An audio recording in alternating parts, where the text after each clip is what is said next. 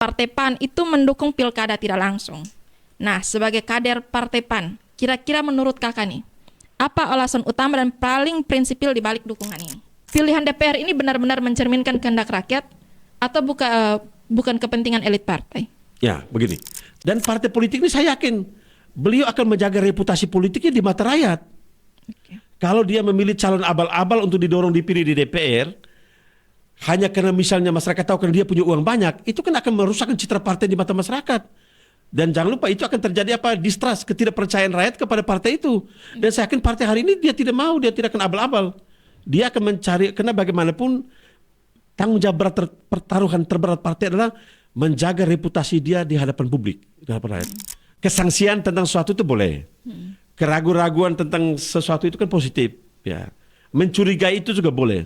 Tapi kita juga tidak bisa membuat semacam judgement bahwa ini orang-orang di partai pasti terima uang dari kandidat ini. Sekarang kan di masyarakat juga omong, visi misimu bagus, saya kalau gizi tidak ada kami tidak pilih juga. Kan begini, masa kau kumpulkan orang sekian jam dengar kau bicara visi misi, terus tidak dikasih makan, terus tidak pulang, tidak dikasih uang transport.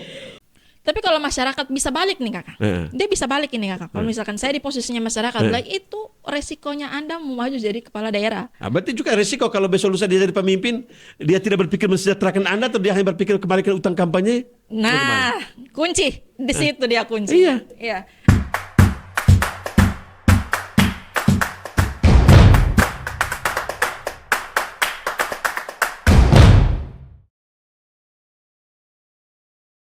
Halo sahabat pendengar podcast KTN dimanapun Anda berada, senang sekali saya bisa berjumpa kembali untuk menyapa teman-teman semua. Di episode kali ini kita akan membahas satu isu krusial yang sedang memantik perdebatan publik, yaitu rancangan pilkada tidak langsung. Bagi sebagian pihak, ini disebut sebagai solusi, lebih efisien, lebih tertib, dan lebih dewasa secara politik. Namun bagi sebagian yang lain, ini dianggap sebagai langkah mundur demokrasi. Pertanyaan besarnya, apakah rakyat benar-benar diwakili atau justru sedang dipinggirkan? Nah, untuk hari ini, untuk topik ini, sudah hadir bersama saya Kakak Christophorus Loko Esvil. Ya, siap. Beliau ini adalah Ketua Fraksi Gabungan Partai PAN dan PKS, DPRD Provinsi NTT, yang pastinya kader PAN. Iya, kader PAN. Kader PAN. Yang kita lihat berita yang beredar ini adalah Partai PAN. Ini berita yang beredar kakak ya? Iya, siap. Partai yang terbuka, secara terbuka mendukung pilkada tidak langsung. Kakak terima kasih sudah hadir, sudah menyempatkan waktu. Oh ya, sama-sama. Sudah hadir di sini. Kakak kita langsung saja ya. Oke, siap. Berita yang beredar selama ini, Partai PAN itu mendukung pilkada tidak langsung. Nah, sebagai kader Partai PAN, kira-kira menurut kakak nih, apa alasan utama dan paling prinsipil di balik dukungan ini? Ya, saya harus menyampaikan bahwa sampai dengan hari ini, Partai Amanat Nasional belum pernah menyatakan sikap secara eksplisit, minimal lewat pernyataan Bapak Ketua Umum bahwa PAN itu memberi dukungan pada sistem pemilihan pilkada tidak langsung oleh DPRD. Ya. Jadi kalau saya ikuti di berita itu Partai Amanat Nasional itu masih melakukan kajian secara mendalam. Lalu tentu akan menyerap aspirasi masyarakat secara objektif dan pasti pada waktunya Partai Amanat Nasional akan menyampaikan sikap tegas mendukung atau tidak. Yang hari ini saya ikuti sampai di berita terakhir Partai Amanat Nasional itu melakukan kajian. Kajian karena saya tahu betul Partai Amanat Nasional adalah sebuah partai modern yang sangat terbuka dan sangat responsif terhadap aspirasi rakyat. Sehingga apapun sikap yang diambil Partai Amanat Nasional pasti mendengarkan betul aspirasi yang berkembang di tengah masyarakat. Oke. Tapi kira-kira berita ini beredar kan bukan berarti hanya simpang siur atau cuman hoax. Kira-kira menurut kakak nih, kira-kira apa alasan utama dan paling prinsipil di balik dukungan ini? Ya, kalau sebelum saya sampai ke situ, saya ingin menyampaikan sebenarnya menurut saya problem substantif yang perlu kita diskusikan itu adalah apakah seorang pemimpin, entah seorang bupati atau gubernur yang dihasilkan lewat proses pilkada itu bisa mensejahterakan rakyat atau tidak? Itu pertanyaannya. Ya, Karena menurut hemat saya, ketika kita berdebat soal sistem pemilihan, apa itu pemilihan langsung oleh rakyat atau pilkada, ini hanya sebuah instrumen. Ini hanya sebuah saran, ini bukan tujuan. Ini kan menurut saya apapun diskusi kita itu ini soal demokrasi prosedural saja. Tapi tujuannya itu adalah bagaimana demokrasi itu, hasil pilihan demokrasi itu harus membawa rakyat kepada kesejahteraan, itu problemnya. Nah, itu intinya. Kalau diskusi kita tidak sampai kepada bicara pemimpin yang dihasilkan itu bisa mensejahterakan rakyat, mau melalui pemilihan DPR kah atau pilkada langsung kah, itu menurut saya proses demokrasi kita ini mesti dibentuk dengan baik. Intinya itu supaya kita bisa menghasilkan pemimpin yang betul-betul bisa membuat rakyat itu sejahtera. Ya. Kalau tanpa bicara hal yang substantif ini, diskusi demokrasi prosedural ini menurut saya tidak akan bermanfaat. Iya. Dan PAN, kalau bicara Partai Amanat Nasional, sesungguhnya yang sering digaungkan oleh Ketua Umum kami Pak Zuli, Bang Zuli itu adalah bagaimana lewat sebuah proses politik elektoral ini kita bisa menghasilkan kader-kader pemimpin yang memiliki hati, yang memiliki komitmen yang kuat untuk menghantar rakyat kepada sebuah kondisi yang adil, yang sejahtera, yang bermartabat. Nah, itu intinya. Kalau tidak, kita dibuang waktu begitu banyak bicara demokrasi prosedural, tapi kita tidak menyentuh inti atau substansi dari demokrasi itu sendiri menurut saya. Kalau menurut kakak, sistem pemilihan yang sekarang sudah terjadi itu, yang mulai dari tahun 2004-2005 ini kan pemilihan kepala daerah secara langsung. Iya, iya. Itu sudah menghasilkan kader-kader atau pemimpin-pemimpin yang baik untuk masyarakat tidak? Memang ini kalau kita bicara hal ini, kalau objektifnya itu kan mesti ada risetnya, mesti ada kajian ilmiah, ya berbasis metode lah begitu. Tapi kalau saya memberikan pandangan pribadi saya kira fakta hari ini juga kalau saya lihat itu kita bisa menghitung dengan jari yang berapa pemimpin yang dihasilkan dari pilkada langsung ini yang bisa mensejahterakan rakyat. Ya.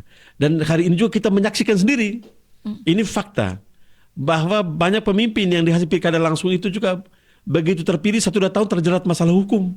Betul. Nah, jadi kalau pakai data objektif, memang saya harus menyampaikan kecuali mungkin lembaga survei atau yang bisa tahu berapa persentasenya. Tapi kalau kita melihat apa adanya saja, kondisi hari ini seperti itu.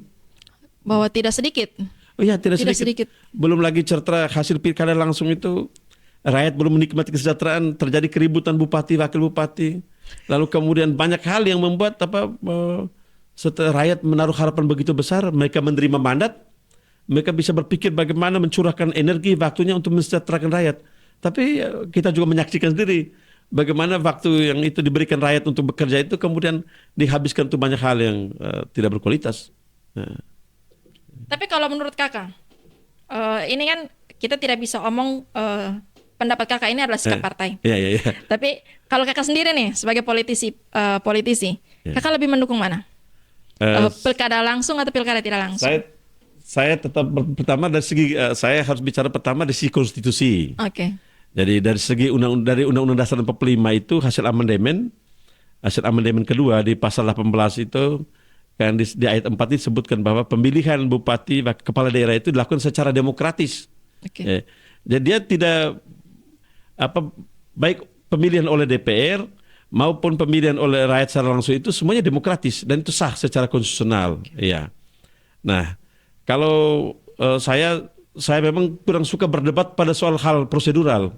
Tapi tantangan terberat hari ini adalah mau pemilihan itu oleh DPR maupun pemilihan oleh rakyat itu kita mesti mendesain sebuah sistem untuk bisa mendapatkan pemimpin yang benar-benar mumpuni dari segi integritas, kapasitas bisa bekerja untuk kesejahteraan rakyat. Karena hari ini itu nih, kita lihat fakta.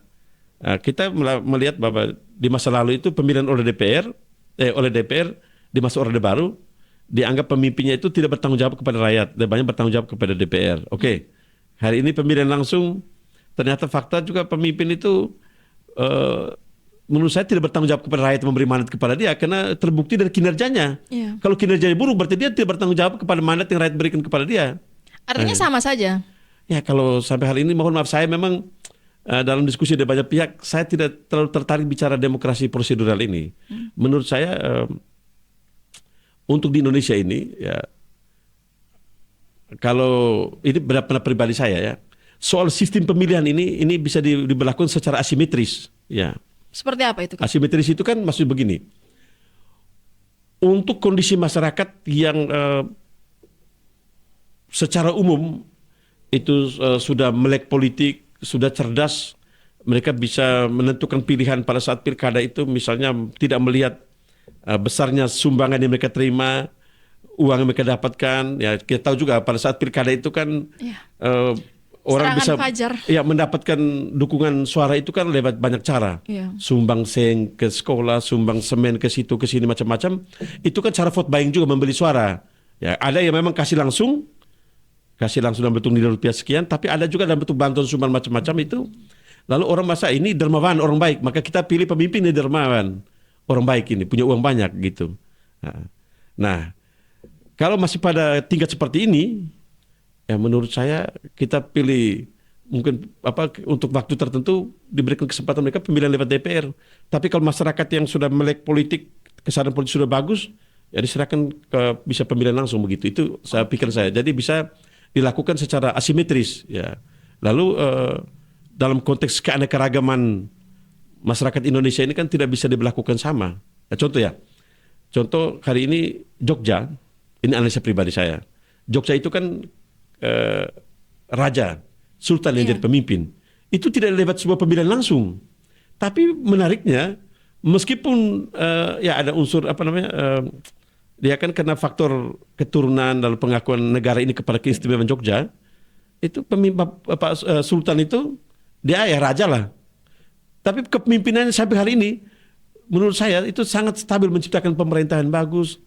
Lalu masyarakat mengalami di bawah kepemimpinan sultan ini sampai hari ini kita tahu lah masyarakat yang mengalami kesejahteraan, lalu dari segi ketenangan, berpemerintahan, stabil pemerintahan itu jauh lebih bagus, tidak kegaduhan luar biasa. Itu yang tidak lewat pemilihan langsung. Iya. Ya. Tidak pemilihan langsung. Ya contoh lah di Indonesia kan baru hanya Jogja yang itu. Jadi kalau menurut Kakak nih, apakah ini murni soal efektivitas sistem atau juga berkaitan dengan evaluasi partai terhadap praktek pilkada langsung selama ini? Saya melihat kalau kita ikuti beberapa referensi itu, sampai dengan beberapa partai ini mendorong untuk pilkada ini lewat DPRD, ini tentu berdasarkan fakta yang terjadi, berdasarkan beberapa permasalahan yang ada. Ya kalau kita lihat itu kita lihat soal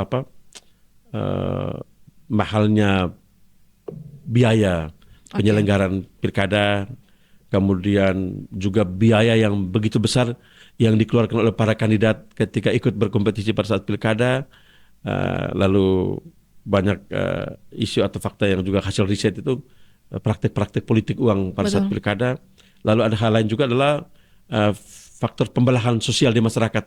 Kayak kita lihat sendiri, habis pilkada langsung ini kan di lapangan masyarakat itu kadang-kadang mungkin kakak adik keluarga, tapi terkena politik ini bisa tidak saling bertegur sapa. Betul. Bahkan sampai dengan perpecahan suku, konflik itu mungkin atas dasar itulah partai-partai ini kemudian pasti punya kajian objektif juga, bukan soal ada yang berpandangan ini kan hanya kepentingan elit dan lain-lain. Kalau menurut saya juga tidak, pasti ada kajian objektifnya berdasarkan fakta yang ada. Mungkin daripada kerugian ini makin besar, beberapa partai memberikan pikiran kepada publik. Ini kan namanya wacana. Iya. Ini kan diskursus. Jadi menurut saya itu ciri demokrasi yang hidup sebegitu. Orang boleh berdiskusi, memwacanakan sesuatu sehingga menurut saya Undang-Undang Dasar 45 kita juga undang-undang yang tidak mati. Dia akan tetap memberi ruang untuk mendengarkan tanda-tanda zaman apa yang berkembang pada saat ini kan, ya itu juga perlu diakomodir. Tapi menurut saya baiklah untuk didiskusikan, diperdebatkan di kalangan di publik kan baik juga itu. Kalau yang saya pernah dengar, evaluasi beberapa partai itu adalah salah satu kendala, salah satu faktor yang memicu mereka untuk mendorong pilkada tidak langsung. Ini adalah salah satunya, ada istilahnya kayak begini Kakak. Kader-kader yang akan dapat nanti hanya akan berpeluang pada kader-kader yang punya uang. Iya. Karena punya biaya, dia punya biaya pemilu ini kan cukup tinggi. Biaya. Jadi yang punya peluang untuk mendapatkan itu adalah kader-kader yang punya uang. calon-calon yang punya uang. Sedangkan orang yang sebenarnya punya integritasnya baik, punya kapasitasnya baik, itu karena kalah di uang, maka punya peluang yang sangat kecil untuk menjadi kepala daerah. Nah, ini juga salah satu faktor yang mungkin mereka dorong. Kenapa harus dilakukan pilkada tidak langsung? Kalau menurut kakak bagaimana?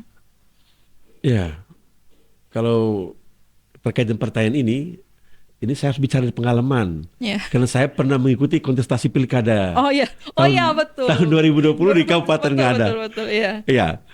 Jadi memang apa yang menjadi kajian dari partai-partai politik yang mendorong pilkada oleh DPRD ini, itu ada benarnya.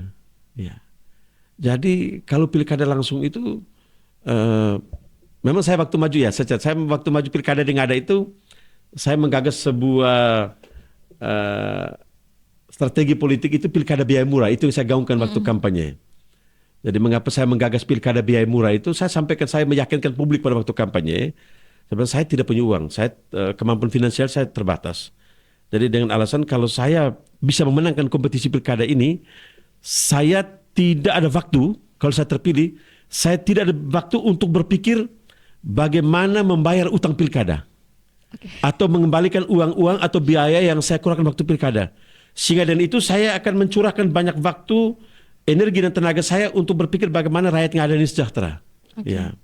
Karena saya melakukan analisis, kalau hari ini saya keluarkan 10 miliar maju pilkada, berarti ketika menurut saya ini manusiawi. Ketika saya dilantik jadi bupati, yang saya pikirkan hari pertama itu adalah bagaimana mengembalikan uang yang saya keluarkan selama pilkada. Maka waktu itu ketika saya maju, saya penuh percaya diri menggagas pilkada biaya murah itu di panggung-panggung kampanye selama pilkada. Saya bilang, Bapak Mama pilih saya atau tidak itu bukan urusan. Tetapi dalam rangka edukasi publik, saya bertemu Mama, saya maju dan konsep ini pilkada biaya murah. Dan waktu itu saya memang mendapatkan urutan kedua. Saya merasa bangga dan terharu bahwa saya maju itu hampir sebagian besar biaya kampanye saya itu ditanggung oleh relawan.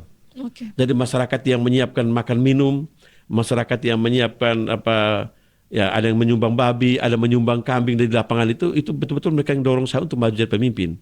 Karena itu saya menyampaikan bahwa ada paradigma baru yang coba bangun waktu itu adalah bukan calon pemimpin yang membeli rakyatnya, tetapi rakyat yang membeli calon pemimpinnya. Karena dia yakin orang ini punya kapasitas, punya kemampuan dan mereka biayai gitu. Rakyat yang biayai, bukan oligarki, tidak. Yang saya alami. Dan memang apa yang dikatakan partai-partai itu benar juga. Ya, jadi memang ada pola, ada yang memberi langsung uang untuk itu money politik itu, tapi ada juga money politik bentuk lain. Itu datang ke lapangan menyumbang gereja ini sekian, menyumbang sekolah ini sekian sak semen, gusur lapangan, pokoknya macam-macam modusnya, polanya. Tapi inti sama, ya. Logikanya dari situ berarti memang mesti orang punya uang banyak. Iya. Nah, dan di Jawa itu ada sebuah budaya itu bukan budaya tapi ada kebiasaan apa? Seorang katakan rasutama tuka, artinya orang itu akan sulit mengubah pilihannya kalau dia sudah menerima sesuatu yang dia dapatkan dari seseorang gitu. Nah, itu berarti kan duit. Nah, hanya orang punya uang banyak yang bisa menangkan pertarungan. Betul. Yang modal hanya kapasitas saja, integritas tapi isi tas tidak ada, tidak bisa. Jadi ada tambah itu dalam sekarang kan bilang ada berapa tas itu. Integritas belum cukup, kapasitas belum cukup, harus isi tas. Kualitas belum cukup, yang terakhir harus isi tas, baru bisa menang pertarungan. Betul. Begitu, itu pengalaman. Jadi saya ini menarik juga, jadi ada benar juga. Berarti berangkat dari pengalaman, memang kakak juga merasa bahwa ada efektif juga kalau pilkada tidak langsung ini dilaksanakan untuk pilkada. Ya, untuk konteks asimetris itu, menurut saya karena harus dipertimbangkan. Ya. Perlu karena begini, banyak juga kepala-kepala daerah yang orang meyakini bahwa dia baik, dia punya integritas, dia punya kapasitas, tapi karena kalah di isi tas tadi. Ya, benar. Kalah di isi tas tadi kalah. Kalau di isi tas itu. Iya. Ya. Ini kita kembali ke pilkada tidak langsung ya. Ya, silakan. Oke. Dalam sistem pilkada tidak langsung, itu artinya berarti DPR menjadi kunci. Ya. Kira-kira menurut kakak nih, sebagai politisi yang nanti mungkin kalau misalkan pilkada tidak langsung dilaksanakan, berarti kakak juga salah satu pemilih Tapi untuk sementara kalau saya terpilih kan itu kan kalau jadi katanya. Kalau jadi. Itu kan DPR hasil pemilu berikutnya. Oke. Jadi kalau tahun mereka saya terpilih jadi anggota DPR berikutnya berarti saya pemain di dalam itu. Doa yang baik kita Oh, ya, amin. aminkan. Saya hanya boleh aminkan itu. Doa yang baik harus kita aminkan. Ya. Kalau misalkan kakak nanti jadi anggota DPR lagi, artinya kan kakak juga ikut memilih. Nah, Kira-kira menurut kakak, pilihan DPR ini benar-benar mencerminkan kehendak rakyat atau bukan kepentingan elit partai? ya begini. Saya akan mulai ke basis argumentasi konstitusionalnya. Oke. Yang pertama itu kan pemilihan baik oleh DPR maupun oleh rakyat itu kan dalam Undang-Undang 45 itu kan sah karena pemilihan secara demokratis. Lalu kemudian kalau kita kembali ke sila keempat Pancasila itu sebenarnya sudah pernyataan tegas bahwa memang demokrasi Indonesia ini mengenai demokrasi tidak langsung. Karena itu kan kerakyatan yang dipimpin oleh hikmat kebijaksanaan dalam permusyawaratan perwakilan. Oke. Jadi itu berarti dalam pengambilan keputusan itu memang kiri Indonesia itu kalau kembali ke Pancasila ideologi kita itu memang permusyawaratan perwakilan gitu. Nah lalu yang berikut kalau prosesnya dirancang secara baik, ya dirancang secara baik, misalnya rekrutmen calon-calon pemimpin yang akan dipilih itu dilakukan secara terbuka oleh semua partai politik. Lalu kemudian ada meaningful participation dari masyarakat. Masyarakat terlibat aktif dalam partai-partai partai-partai ini hanya pintu untuk calon itu bisa masuk. Tapi kalau proses rekrutmen itu dilakukan secara terbuka, transparan dan rakyat dilibatkan dalam rekrutmen calon pemimpin yang akan didorong pemilihan di DPR, itu saya kira anggota dewan yang terlibat itu partai itu memang bertanggung jawab kepada rakyat. Dia masih mewakili rakyatnya. Hanya misalnya karena DPR perwakilan rakyat, tapi dia tidak memilih atas nama diri sendiri. Dia betul mengikuti kemauan konstituen yang memilih dia bahwa kami memilih si A, si B, tapi lewat partai politik. Ya. Oke. Nah yang berikut untuk mencegah terjadinya hal-hal yang misalnya politik uang dan lain-lain, misalnya ya kalau pakai voting terbuka, ini kami anggota dewan ini tidak buat apa-apa karena kalau partai perintahkan ini dengan asumsi partai ini kan sudah menyerap aspirasi rakyat ini, inilah yang paling berkualitas, inilah yang paling baik untuk jadi pemimpin di daerah kita. Nah, kalau pakai voting terbuka begitu, ya kita tidak bisa buat apa-apa karena kita pasti harus mengikuti kehendak partai yang menjadi representasi masyarakat, begitu. Berarti kalau saya bisa ambil kesimpulan, kakak, kalau pilkada tidak langsung ini kuncinya ada di partai. Ya, bukan pada anggota DPR. Iya, ada di partai. Kuncinya ada di partai. Partai yang harus benarkan masyarakat. Kami kan kader partai. Iya. Kami tidak mungkin melawan partai. Lalu kemudian dari proses kandidasinya, pencalonannya kan bukan anggota DPR mengajukan sendiri, kan tetap lewat pintu partai politik. Partai, oke. Iya. Karena ada kekhawatiran tersendiri bahwa ketika pilkada tidak langsung ini dijalankan, sebenarnya yang ditakutkan selama ini kan efisiensi, efisiensi anggaran kan. Sebenarnya itu tidak ada efisiensi anggaran. Efisiensi itu tidak ada sebenarnya. Hanya geser saja ke pelakunya yang dulunya diterima oleh masyarakat, itu diterima oleh anggota DPR. Menurut kakak bagaimana? Kalau soal terima atau tidak ini kan soal pikiran. Orang selalu berpandangan bahwa kalau saya memilih si A berarti saya terima uang gitu. Si A. Ini kan soal pertarungan integritas kita. Karena itu tadi kuncinya tadi kalau partai politik ini kan yang merekrut calon.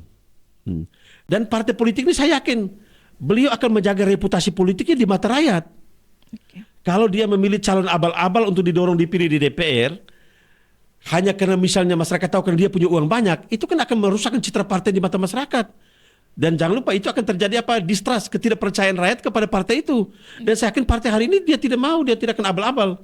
Dia akan mencari, karena bagaimanapun tanggung jawab pertaruhan terberat partai adalah menjaga reputasi dia di hadapan publik, di hadapan rakyat.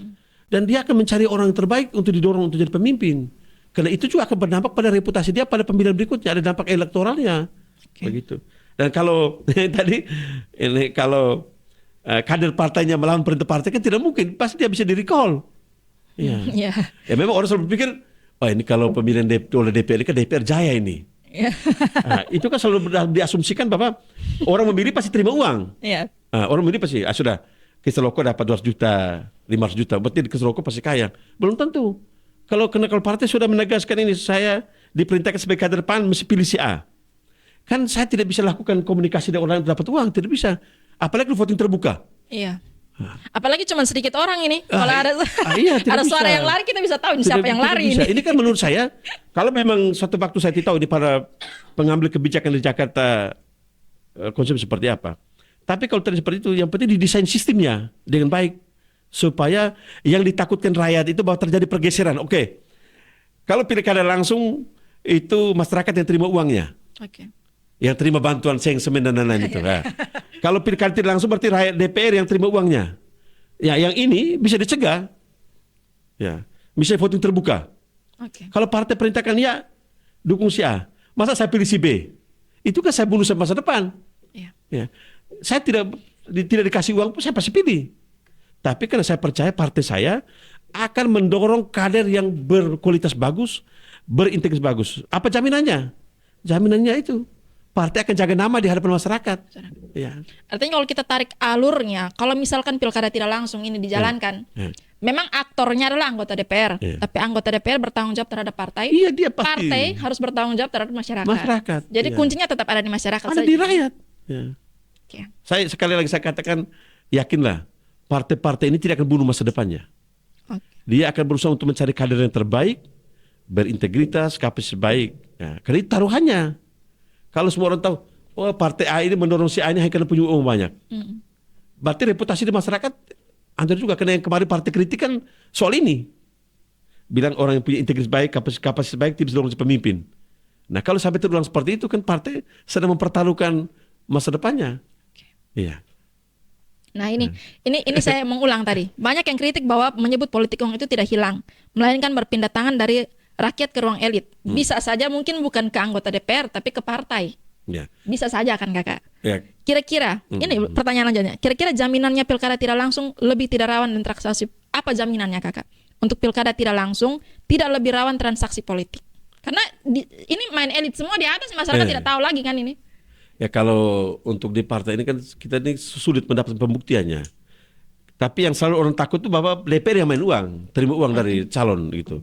Sedangkan apa mekanisme dan sistem di partai ini kan tentu semua partai ini kan ada aturan mainnya, ada sistem rekrutmennya tadi. Nah itu tadi kalau ke depan didesain misalnya seseorang itu kemudian lolos pencalonan di partai untuk bisa masuk pemilihan DPR lewat tahapan-tahapan yang sangat ketat. Kemudian lewat proses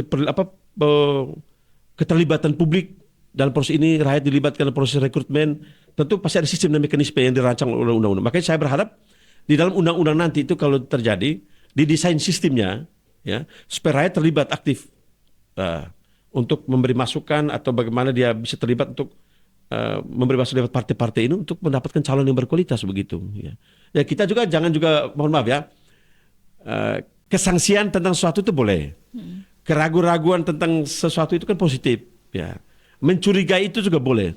Tapi kita juga tidak bisa membuat semacam judgement bahwa ini orang-orang di partai pasti terima uang dari kandidat ini. Ini kan tadi pergeseran ke DPR. Ini bisa juga uang kandidat bergeser ke partai. Ya. Ini kan sesuatu yang sulit dibuktikan. Ya. Sesuatu yang sulit dibuktikan dan saya tidak bicara. Tapi saya percaya bahwa partai ini kan ada proses rekrutmennya. Ya. Ada mekanismenya. Dan saya berharap kemudian sistem nanti mendesain, kalaupun itu terjadi, desainnya benar supaya partisipasi publik itu harus betul-betul diberi ruang yang signifikan supaya partai itu mendapatkan calon berkualitas. Kembali ke yang saya katakan tadi, saya yakin partai-partai tidak mau mempertaruhkan masa depannya. Ini kan soal kepercayaan, soal trust publik kepada partai. Nah, kalau ketahuan misalnya dia main uang, kan reputasi publiknya juga jatuh. Begitu. Oke. Jadi kita berpikir positif lah. Ini kalau kita omong pilkada tidak langsung, ini banyak spekulasi, banyak pendapat dari masyarakat bahwa ini istilahnya mengkebiri hak masyarakat untuk pemilihan langsung. Nah, kemarin itu kan walaupun kita tahu kakak sudah memberikan statement tadi bahwa secara sikap partai secara langsung itu PAN belum memberikan sikap yang pasti. Tapi kalau misalkan nih PAN sudah memberikan sikap langsung bahwa mendukung pilkada tidak langsung, kira-kira menurut sebagai politisi PAN, sebagai kader PAN, kira-kira ada memiliki mekanisme pengawasan internal untuk mencegah hal ini atau tidak? Yang pertama, karena partai belum mengambil sikap, saya jangan berandai-andai. Oke. Saya tidak boleh berandai-andai itu sesuatu. Kalau kan saya kader partai, jadi hukumnya itu lugas dan tegas. Kalau partai sudah perintahkan, Oke. begini ya kami Gaskan. ikuti ya. Ya, ya. Kalau misalkan mendukung nih, Ya, ya. kalau misalkan partai mendukung, kira-kira ada kekhawatiran tidak rakyat itu merasa mereka semakin menjauh dari kekuasaan karena kehilangan hak memilih secara langsung? Ya, ini misal ya, ini kan pengandaian. Ya. Ini kan pengandaian. Saya, oke. Sebelum sampai ke sini, saya mau sampaikan dulu sesungguhnya pilkada langsung ini kan lahir setelah reformasi. Itu terjadi karena di masa lalu ada kritik terhadap pemilihan oleh DPR. Bahwa dianggap akuntabilitas kinerja seorang pemimpin itu yang terpilih itu tidak kepada rakyat tetapi kepada DPR yang memilih dia. Oke. Nah, lalu jangan sampai ada keraguan kesangsian juga atau ada keraguan juga, jangan sampai ketika dipilih oleh DPR berarti rakyat merasa kedaulatannya itu diabaikan. Ya, menurut saya bisa ya bisa tidak juga. Ya, ini kan ketika misalnya ini kan respon yang terjadi masyarakat itu kan berdasarkan hasil yang ada. Oke. Kalau misalnya di sebuah kabupaten provinsi mereka bisa DPR yang pilih nih. Ketika dia terpilih dia berkinerja sangat bagus. Pertanyaannya, apakah rakyat merasa kedaulatannya hilang? Ya. Karena rakyat pasti merasa bangga. Ya. Rakyat merasa bangga bahwa oh ternyata pilihan DPR itu tidak sia-sia. Karena yang sekarang rakyat nilai itu berdasarkan hasil yang ada itu, lalu rakyat mengatakan wah ini karena DPR yang pilih makanya dia kerjanya itu tidak bertanggung jawab pada kami, maka kinerjanya abal-abal gitu. Oke. Tapi kalau hasilnya bagus, saya yakin rakyat tidak akan kecewa. Dan menurut saya ada bukti di NTT ini. Pak Ben Boy itu bukan DPR yang pilih, bukan rakyat yang pilih langsung. Tapi sampai hari ini salah satu pemimpin NTT yang melegenda itu adalah Pak Ben Boy. Iya. Dan juga di banyak kabupaten itu ada banyak pemimpin yang melegenda di masa lalu itu karena dia dipilih oleh DPR, tapi karena kinerjanya bagus, rakyat merasa kedaulatannya tidak hilang. Menurut saya persepsi bahwa rakyat itu merasa kedaulatan hilang itu karena pemimpin yang dihasilkan dari sebuah proses demokrasi prosedural itulah kinerja dia itu yang mengatakan yang menjadi ukuran apakah kedaulatan hilang atau tidak. Sama juga kalau kita pilkada langsung ini memilih pemimpin secara langsung, tapi kinerjanya membuat rakyat merasa dikhianati, apa kedaulatan tidak hilang? Nah, jadi kembali kepada tesis saya tadi, sistem pemilihan ini tujuan saja, sarana saja. Oke. Kalau tujuannya bagus, tercapai bagus, dia bisa bekerja maksimal untuk rakyat.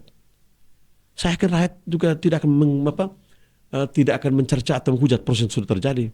Oh ternyata pada waktunya, misalnya ini juga misalnya, ternyata dari pemilihan oleh DPR kalau terjadi di suatu waktu 90% hasil pemimpin yang dihasilkan itu bagus. Bukan tidak mungkin satu waktu orang mengambil kesimpulan lain. Oh ternyata pemilihan oleh DPR juga kedaulatan itu makin bagus juga dijaga oleh rakyat. Rakyat merasa kedaulatan tidak hilang gitu. Oke. Iya. Tapi kalau ini masalahnya begini kakak, ini aturan kita buat dengan hasil yang kita belum tahu hasilnya seperti apa. Jadi istilahnya kayak main judi juga jadinya. Yeah. Kita bertaruh ini, kalau misalkan pilih lewat DPR hasilnya baik atau tidak. Nah, kalau misalkan demokrasi dipandang sebagai hasil akhir semata atau juga sebagai proses partisipasi rakyat, berarti hak memilih langsung menurut kakak masih dianggap penting atau tidak? Kenapa? Pemilihan secara langsung, hak memilih langsung. Iya. Kalau dia hanya berdasarkan hasil. Kalau saya itu bukan soal langsung tidak langsung, demokrasi atau tidak. Oke. Nah demokrasi itu kembali Undang-Undang 45, pemilihan secara demokrasi itu dia tidak menentukan apakah sistem mekanisme pemilihan itu oleh rakyat atau tidak oleh rakyat. Begitu. Jadi soal kan ini yang kita tegaskan itu kan ini persoalan pertama demokrasi. Oke. Yang kedua partisipasi dan yang berikut soal legitimasi pemimpin itu. Nah kalau dalam bagian-bagian substantif dari demokrasi itu semua terpenuhi, menurut saya itu tidak ada masalah. Tetap proses kita harus hormati. Karena untuk sampai ke tujuan itu kan ada dia punya prosesnya. Jadi kita bicara dua hal. Pertama demokrasi yang bersifat prosedural. Yang kedua demokrasi yang bersifat substantif. Ya, demokrasi prosedural ini kan soal elektoral pemilihan, mekanisme, tata cara, penyelenggara pemilu itu bagian dari demokrasi prosedural. Ya. Tapi jangan lupa menurut saya tujuan sampai pada demokrasi substantif itu juga itu justru menjadi perhatian kita hari ini. Kalau kita tidak bisa menghasilkan pemimpin yang berkualitas. Karena itu tadi juga memang karena yang kita diskusikan hari ini kan juga kena berbasis pengandaian juga. Kalau ini terjadi, ya begitu. Karena kayaknya wacana tentang pilkada tidak langsung ini juga belum pernah. Saya tidak tahu siapa yang mulai lebih dahulu, tapi kayak masih simpang siur juga kan di media. Iya, Masih benar. simpang siur, Ya. kayak istilahnya tes ombak lah. Iya, jadi hari ini kan contoh baru teman-teman PDP yang sudah menyatakan sikap tegas Oke. menolak pilkada Ya. langsung. Ya. Menolak pilkada tidak langsung. Lalu kemudian teman-teman di PKB dan Pak Ketua Umumnya waktu acara partai forum partai sudah menyatakan itu. Menolak juga. mengusulkan kepada presiden dengan pertimbangan-pertimbangan. Ya, begitu. Jadi pasti masing-masing dengan dia punya basis argumentasinya. Masing-masing. Tapi saya melihat ini sesuatu yang positif lah dalam sebuah sistem demokrasi yang terbuka yang sehat. Makin banyak wacana didiskusikan, diperdebatkan ya. Karena menurut saya demokrasi ini tidak ada harga matinya. Iya. Apa yang baik di masa lalu belum tentu baik di masa sekarang.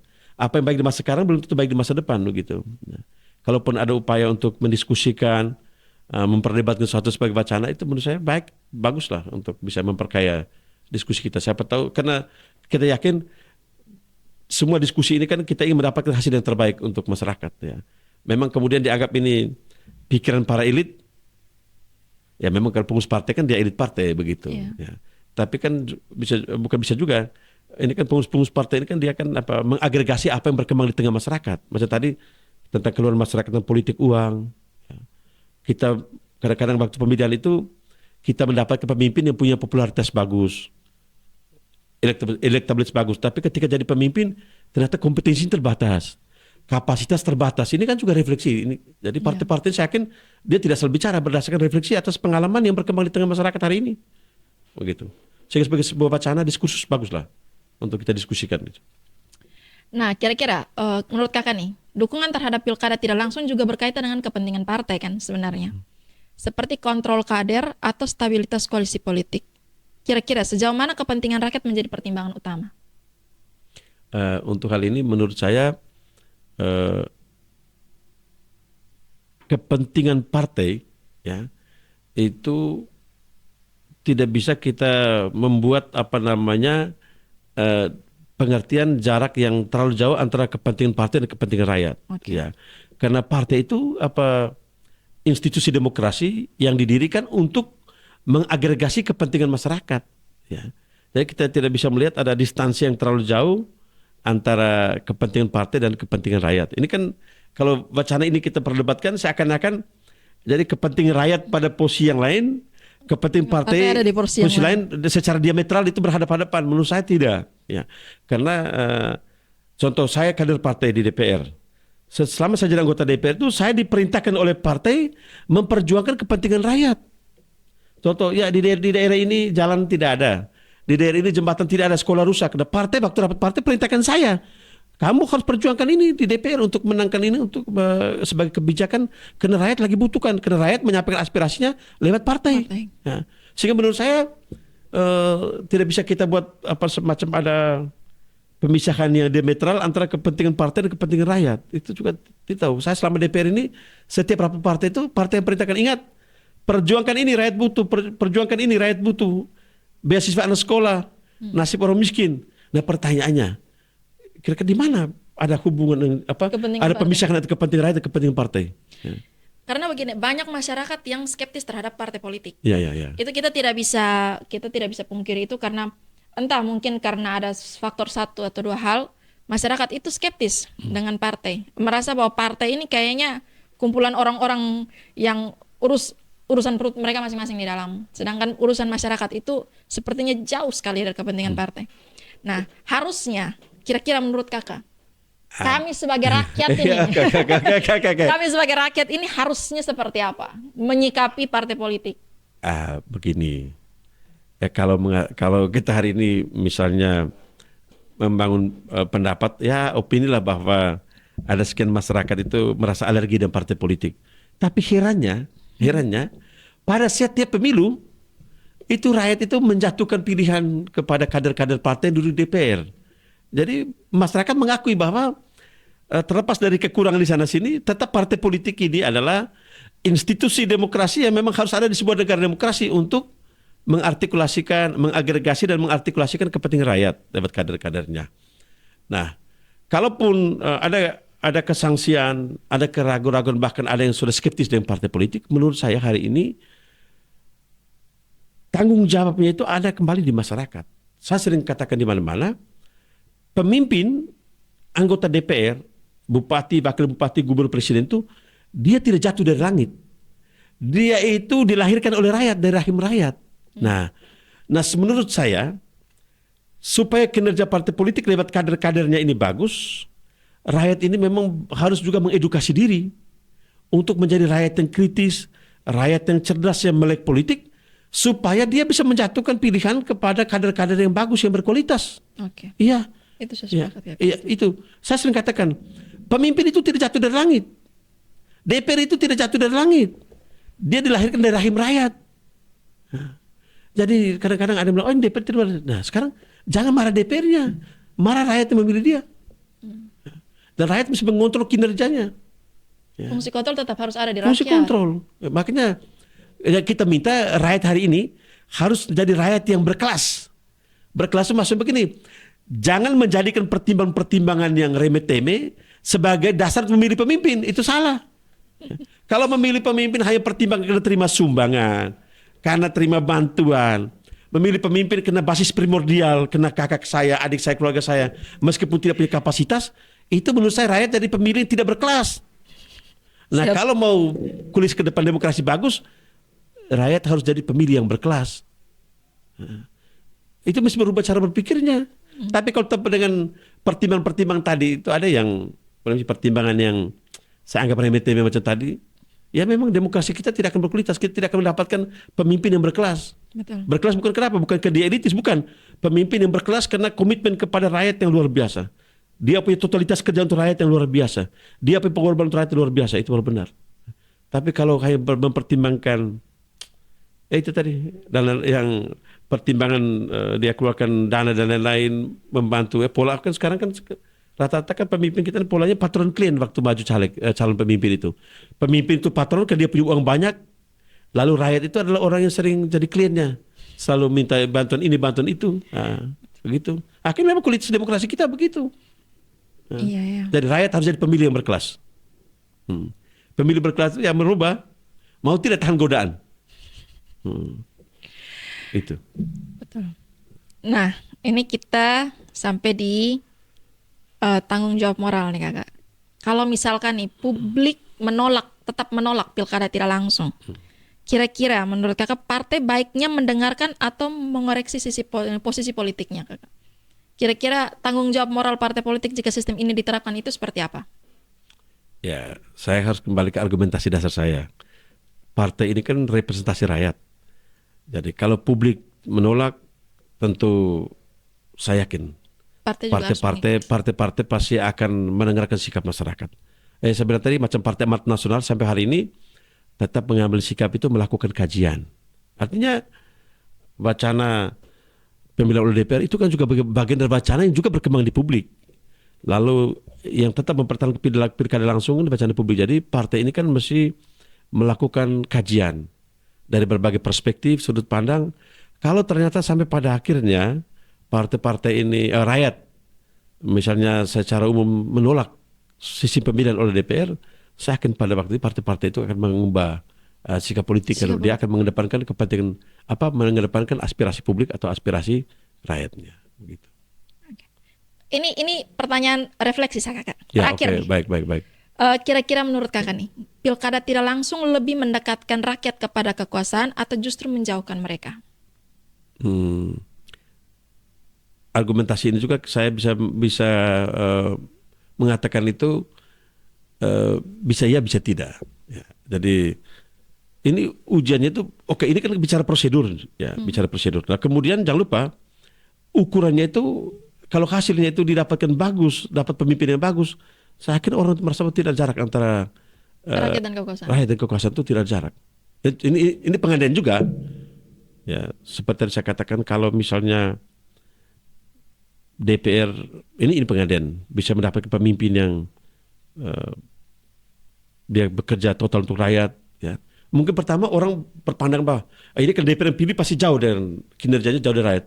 Tapi kalau pemimpin itu kena diseleksi dengan bagus di partai, lalu kemudian dia punya totalitas komitmen kerja untuk rakyat, pasti jarak kekuasaan pengabdian kekuasaan antara rakyat dan pemimpinnya itu tidak ada jaraknya. Dan saya contoh di NTT ini ya jujur ya, hari ini tetap melegenda tuh nama Pak Ben Boy. Ya, Pak Ben Boy. Itu semua orang di kampung-kampung pasti. Padahal itu DPR yang pilih. Ya. Ini menurut saya ya kembali kepada integritas, komitmen orang bagaimana dia memaknai kekuasaan yang dia terima. Bagaimana memaknai jabatan yang diterima. Ya.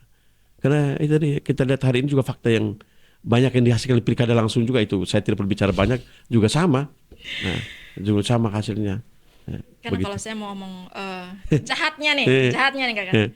Demokrasi kalau secara langsung itu syukur kalau masyarakatnya memilih atas dasar pertimbangan yang betul-betul dipilih kajiannya mendalam.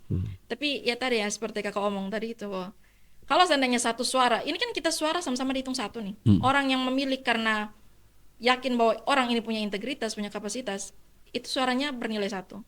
Orang yang memilih kepala daerah dengan pertimbangan bahwa ini saya punya kakak, ini saya punya tetangga, itu juga sama-sama Van dihitung. Min foto ada? Iya. Iya. Itu juga salah satu. Makanya ada satu buku yang bilang bagaimana demokrasi mati, itu juga dia Iya. membahas tentang itu.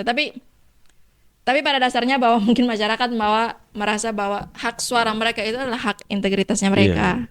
Iya. Jadi mereka juga butuh bahwa dilibatkan untuk memilih pemimpin mereka sendiri. Iya. Ya artinya kuncinya bahwa ada di masyarakat kembali. Ya, memang hari ini menurut saya kerja kita terberat itu adalah kalau memang mau pilkada langsung, kerja kita terberat hari ini adalah melakukan edukasi publik. Ini paling berat. Iya. Untuk itu pemilih itu naik kelas, melepaskan pertimbangan primordial, melepaskan pola patron klien di dalam pemilihan itu. Ya, calon pemimpin itu datang sebagai sinterklas yang bawa sumbangan kemana-mana. Rakyat mengatakan bahwa pemimpin itu mesti orang dermawan, orang sering menyumbang. Nah, ya itu pilihan sulit juga. Nah, orang bilang visi misi sekarang kan di masyarakat juga omong visi misimu bagus. Saya kalau gizi tidak ada kami tidak pilih juga. Iya. Iya. Kapasitas oke. Oh ya, betul. Visi misi bagus, tapi kalau gizi tidak ada. Gizi tidak ada kami tidak pilih juga. Kan begini, masa kau kumpulkan orang sekian jam dengar kau bicara visi misi terus tidak dikasih makan. Terus tidak pulang tidak dikasih uang transport. Wah. Iya. Bahaya. Itu yang jadinya berat ya? Memang itu pasti biaya mahal. Biaya mahal. Oke. Itu pasti biaya mahal deh kalau memfasilitasi makan minumnya terus dia pulang. Kalau difasilitasi dengan kendaraan dan lain-lain. Belum lagi dia bilang, oh saya datang dengar kau kampanye seharian. Kalau saya kerja di kebun kan dapat uang. Dengar kau kampanye sekian tidak dapat uang duduk kan rugi juga saya. Iya. Nah, kalau urusan uang duduk, coba hitung. Tapi kalau masyarakat bisa balik nih kakak, dia bisa balik ini kakak. Kalau misalkan saya di posisinya masyarakat, like itu resikonya Anda mau maju jadi kepala daerah. Nah, berarti juga resiko kalau besok lusa dia jadi pemimpin, dia tidak berpikir mensejahterakan Anda atau dia hanya berpikir kembalikan utang kampanye? Nah, kunci di situ dia kunci. Iya. Iya. Akhirnya ada hubungan timbal balik yang kayaknya rantai ini tidak akan pernah putus. Iya. Kalau seandainya masyarakat merasa bahwa ini momen 5 tahun sekali, ini kapan lagi? Tapi pemimpin yang duduk juga ini saya sudah duduk ini kapan lagi 5 tahun. Iya. Makanya tadi begitu kakak maju di Ngada 2020, saya tetap setia dan saya betul komit dengan niat saya untuk menggagas pilkada biaya murah begitu. Dan rencana saya kalau saya goal saya akan men-sharingkan kepada publik bagaimana menggagas pilkada biaya murah itu. Kan saya pikir saya yakinkan waktu kampanye boleh tanya di Ngada. Saya yakinkan masyarakat, Bapak Mama pilih saya, Bapak Mama bantu saya. Mungkin ada bantu saya pucuk labu, ada bantu saya beras, saya ucapkan terima kasih banyak. Tapi saya punya niat yang kuat, kalau Tuhan beri berkat kepada saya, ketika saya terpilih nanti, saya tidak ada waktu untuk berpikir mengembalikan utang kampanye. Saya hanya berpikir bagaimana membuat Bapak Mama sejahtera. Nah, itu. Kalau itu bisa terjadi, moga-moga ke depannya boleh pilkada langsung tetap jalan.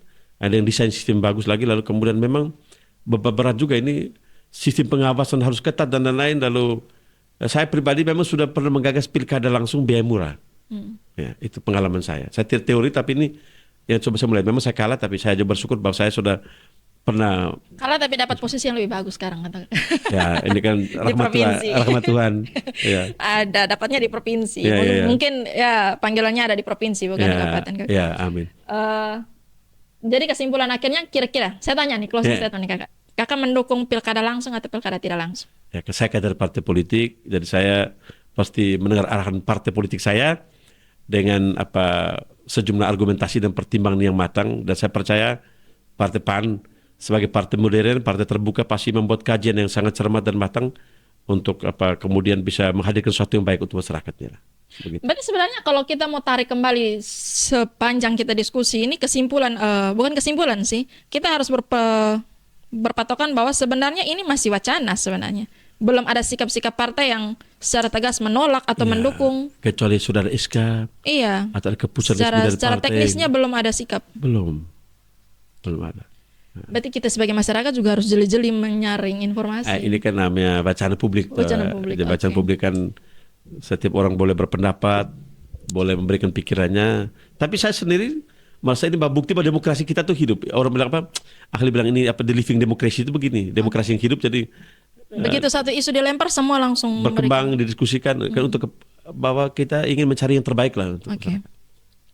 Kakak terima kasih atas diskusi yang terbuka penting ini. Pendengar sekalian, demokrasi bukan hanya, jadi kesimpulan akhir saya, demokrasi itu bukan hanya soal sistem tapi soal siapa yang didengar dan siapa yang diputuskan, Kakak. Jadi saya Pascala Kopong, Kakak terima kasih sudah hadir. Mudah-mudahan besok-besok kalau saya undang lagi Kakak mau datang lagi ke sini. Oke, siap. Saya juga berterima kasih banyak karena saya juga diajak untuk diskusi hari ini di yayasan yang luar biasa, di yayasan KTN. Jadi yayasan ini LSM ini saya baru tahu pertama kali di sini. Jadi saya mengapresiasi untuk upaya kreatif yang digagas oleh yayasan ini. Tentu pasti kerja untuk bermanfaat untuk masyarakat lah. Amin, amin. Jadi kita ini kan mengabdi, saya mengabdi di ruang politik, teman-teman mereka mengabdi di ruang pemberdayaan masyarakat ini.